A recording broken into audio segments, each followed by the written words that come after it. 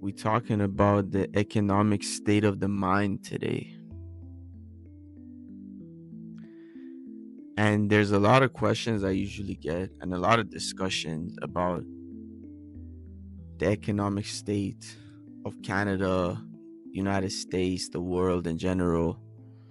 And there's a lot of great arguments about how we're not in an optimal state right now for growth.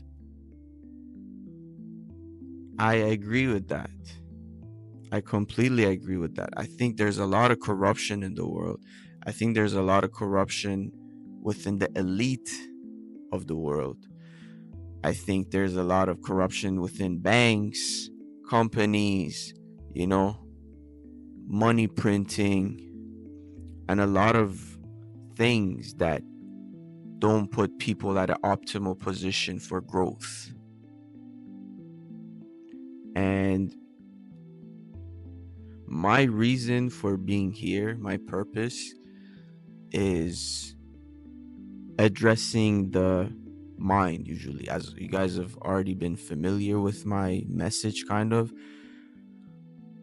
the nitty gritty of all the details of that is cool, but it's not my field of expertise. You know what I mean? I just observe the world and I understand there's things happening, that there's a lot of it that benefits us and there's a lot of it that doesn't benefit us. My main concern is addressing the mind, addressing you. So, when speaking about this whole topic, I do want to get into why our state of mind isn't helping us grow right now as people, isn't helping the economy either. And I wanted to say that as much as a lot of things that happen in the world, especially in Canada, a lot of fraudulent, a lot of just activities that put people at a loss on a government level, I want to shift this mind state from looking at the government as the directors of economy into realizing that we are the economy. Our actions define the economy, and how shifting away from our own actions and looking at the government for answers is always going to put us in a bad position. Because if we're in a state of mind where we blame everything that happens on the government, we become these, we put ourselves in a helpless, victimized state where even if there was a good structure to be put in place, we wouldn't be able to help ourselves. We wouldn't be able to use these benefits because we're in such a state of mind of, oh, the economy's messed up. Oh, I can't persevere. I'm in this position, I'm this sector of the population. This sector of the population has these odds against them. Therefore, I can't move forward. You know what I mean? We get stuck.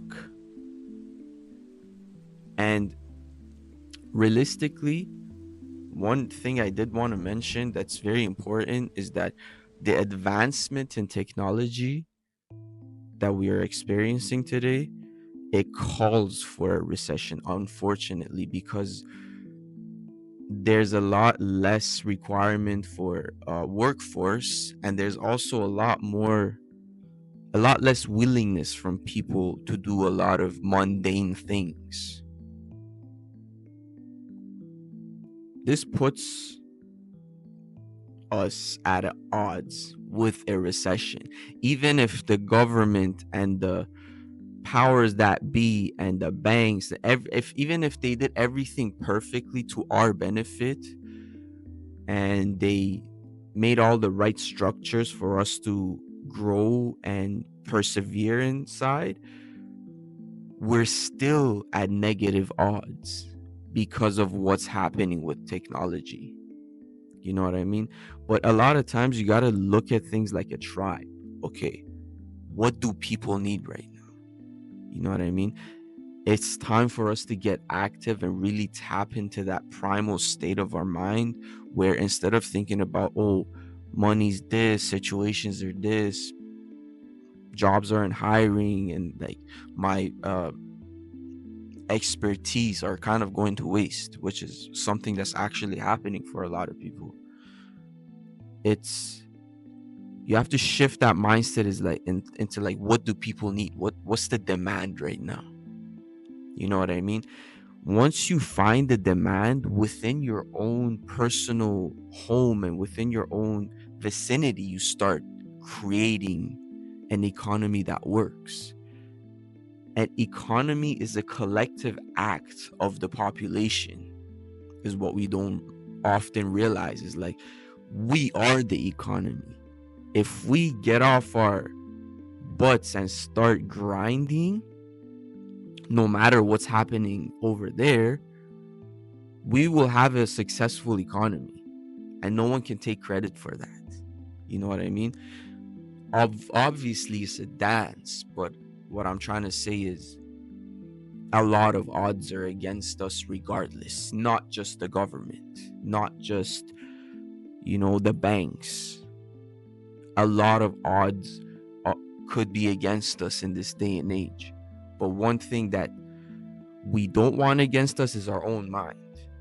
And by giving in to overthinking what's against us, we stop realizing how powerful we truly are. And that fact that like humans are built to persevere in hard times, or persevere in times of,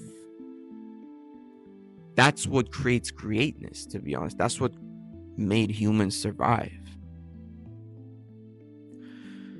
Yeah, this video is pretty short, to be honest. I just wanted to address this thing of like, I that I've noticed that people are kind of like spiraling down into, and it's the fact that people are spiraling down into this state of mind of shifting blame for what's wrong, while humans are meant to survive in situations that are against them. Humans are meant to survive against the odds. We're meant to persevere. That's why we're here. We're not the strongest animals in the kingdom. We don't have the most muscles. Put 100 men against a gorilla. We're getting gurks, brother. You know what I mean? We're meant to survive. We're built for this, man. Yeah, I'm gonna keep this one short and sweet. You know what I mean? If y'all have any more questions, shoot in my way. I love you guys. Have a blessed week.